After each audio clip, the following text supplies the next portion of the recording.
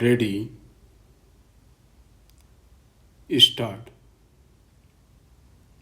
Some facts which need to be taken note of are that the banks and the financial institutions have heavily financed the petitioners and other industries.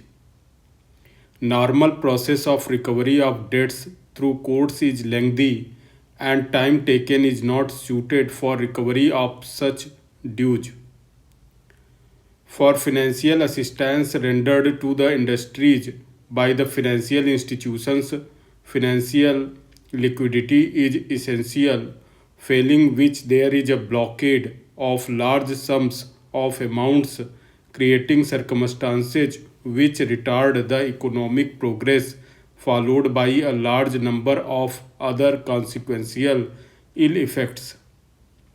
Considering all these circumstances, the Recovery of Debts Due to Banks and Financial Institutions Act was enacted in 1993, but as the figures show, it also did not bring the desired results. Though it is submitted on behalf of the petitioners that it so happened due to inaction on the part of the governments in creating debts recovery tribunals and appointing presiding officers for a long time. Even after leaving that margin, it is to be noted that things in the spheres concerned are desired to move faster.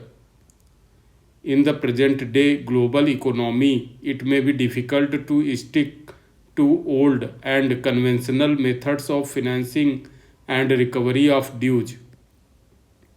Hence, in our view, it cannot be said that a step taken towards securitization of the debts and to evolve means for faster recovery of NPAs was not called for, or that it was superimposition of undesired law, since one legislation was already operating in the field, namely the Recovery of Debts Due to Banks and Financial Institutions Act. It is also to be noted that the idea has not erupted abruptly to resort to such a legislation. It appears that a thought was given to the problems and the Narsimham Committee was constituted which recommended for such a legislation keeping in view the changing times and economic situation, whereafter yet another expert committee was constituted. Then alone the impugned law was enacted. Liquidity of finances and flow of money is essential for any healthy and growth oriented economy. But certainly, what must be kept in mind is that the law should not be in derogation of the rights which are guaranteed to the people under the Constitution. The procedure should also be fair, reasonable, and valid, though it may vary looking to the different situations needed to be tackled and objects sought to be achieved. The entire impugned judgment of the High Court is based on the decision of this court in Matthew Varghese within bracket supra bracket close.